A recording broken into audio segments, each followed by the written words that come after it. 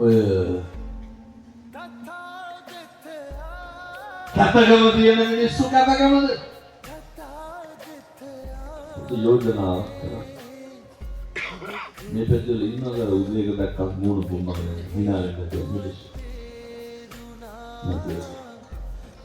පදවිය හොඳයි. අනේ කතාවලින් මේ පැත්තේ පොල්ල ගංජා ගහනවා. නැත්නම් පදවිය වරක් දෙකට තියෙන රක් මොනේ කියලා කියන්නේ. ලබපු ආත්ම භාවයන්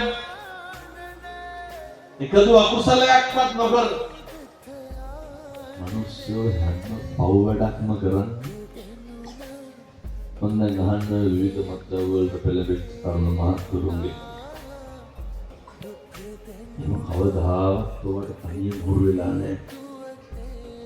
මට කොල්ලෝ කතා කරලා කියනවා ආන්දරෝනේ 7-8 වෙනකොට ගෙදර ඉන්න නෑ දෙයි.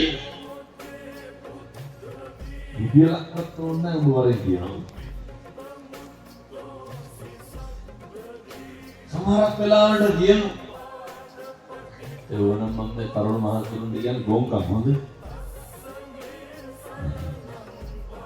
අන්තිමට කෙලෙච්ච පොල්ල අන්තිමට කතා කරන්නේ නැතිද? දේවල්